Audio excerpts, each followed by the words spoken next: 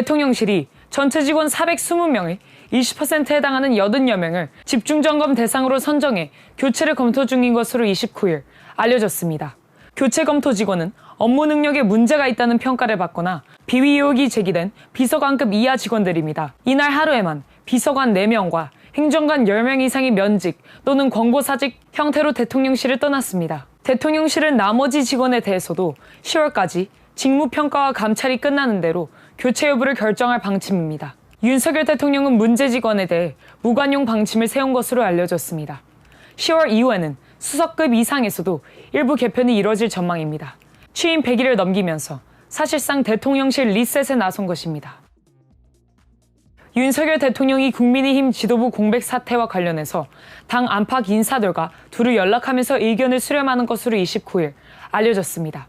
여권 핵심 관계자는 이날 최근 당 상황에 대해 윤 대통령이 전화통화로 다양한 목소리를 듣고 있다며 최근에는 일부 재선 의원 등과 따로 만나서 수습책을 전해드는 걸로 안다고 했습니다.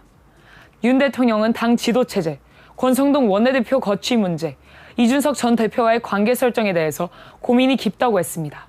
당이 조속히 안정되어야 국정운영 동력도 마련된다는 인식입니다. 특히 윤 대통령은 연말까지 새로운 당 지도체제가 안착되기를 기대하는 것으로 전해졌습니다. 윤 대통령이 의견을 듣는 의원들은 주류뿐 아니라 비주류도 일부 포함된 것으로 알려졌습니다. 문재인 정부가 출범 직후인 2017년 8월 을지 프리덤 가디언을 빼고는 4년 내내 한미연합연습 때 수도방위 사령부의 범정부 전시지휘소를 한 번도 운용하지 않은 것으로 29일 파악됐습니다. 통상 연합연습 시 국방부를 비롯해 행정안전부, 외교부, 국가정보원 등 모든 정부 부처 기관 실무진이 서울 남태령 수방사의 일명 B1 벙커에 들어가 연락망을 점검하며 지휘 통제 시스템을 구축해야 하는데 그간 이런 훈련이 기본이 지켜지지 않았다는 것입니다. 이에 윤석열 정부가 지난주 을지 프리덤 실드를 시작하면서 범정부 전시지휘소를 꾸렸지만 대원 간 손발이 맞지 않아 혼선이 있었던 것으로 알려졌습니다.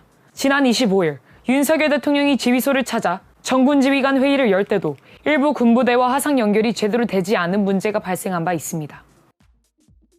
쌍방울 그룹으로부터 후원을 받고 있는 민간 대북 교류단체 아태평화교류협회가 그간 정부 보조금과 기부금 등 명목으로 40억 원 넘는 돈을 유치하면서 그중 상당액을 허술하게 운영 관리한 정황이 포착됐습니다. 이 단체는 언제, 누구로부터, 얼마나 기부금을 받았는지 제대로 증명하지 않았고 돈의 사용처도 국세청 단체 기부금 공시에서 누락한 것으로 확인됐습니다. 더불어민주당 이재명 대표가 지난해 국회 국정감사에서 백현동 특혜 의혹과 관련해 국토교통부 협박으로 용도 변경한 것이라는 취지로 발언한 것을 경찰이 공직선거법 위반으로 판단해 검찰에 넘겼습니다.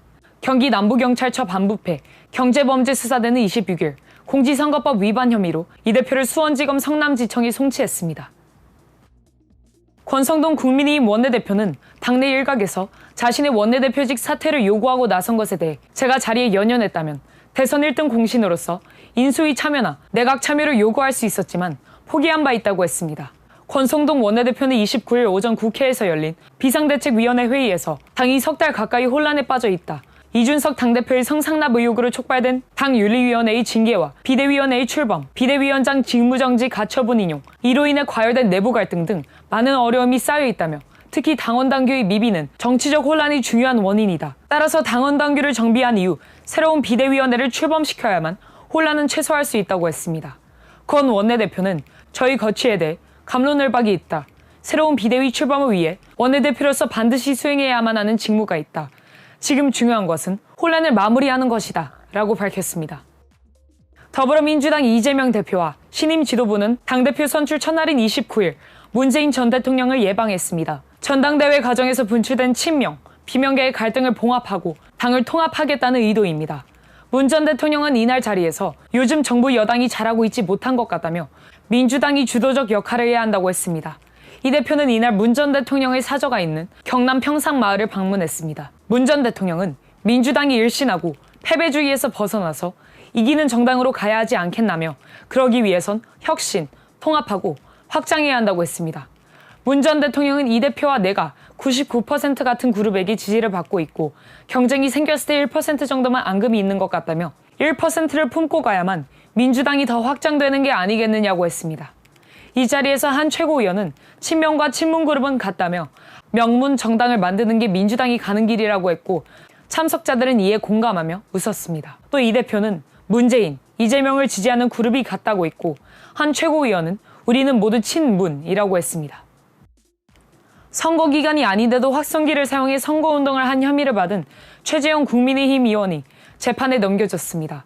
서울중앙지검은 29일 공직선거법 위반 혐의로 최 의원을 불구속 기소했습니다.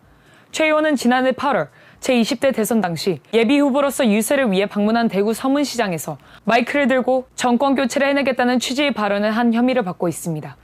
최 의원은 SNS를 통해 선거법을 지키지 못한 점 송구스럽게 생각한다면서도 당시 선관위에서는 경고로 종결했던 사안이었다고 해명했습니다. 2023년도 건강보험 직장 가입자의 건강보험료율이 7.09%로 결정됐습니다. 올해 직장인은 월급의 6.99%가 건보료로 나가고 있지만 내년부터는 월급의 7.09%가 건보료로 책정되는 것입니다. 직장인 건보료율이 7%를 넘은 건 이번이 처음입니다. 2017년 8월부터 도입된 건강보험 보장성 강화 대책, 일명 문재인 케어의 영향으로 건강보험 재정이 악화된 데 따른 조치로 풀이됩니다. 학생 인권에 신경 쓰는 동안 교권이 땅에 떨어졌다는 탄식이 나오는 사건이 발생했습니다. 수업 도중에 휴대전화기를 들고 교단 위에 누워있는 학생의 모습이 담긴 영상이 온라인상에 퍼져 논란이인 것입니다. 교사가 학생들을 상대로 수업 중인 상황에서 학생이 교단에 누워 휴대전화기를 만지고 있었지만 이 학생의 행동을 말리는 학생은 보이지 않았습니다. 이에 전국 교직원 노동조합 충남지부는 교사의 교육권에 대한 심각한 침해라며 충남도 교육청이 진상조사와 엄정한 조치를 요구했습니다. 지금까지 FNL 뉴스 손다빈입니다.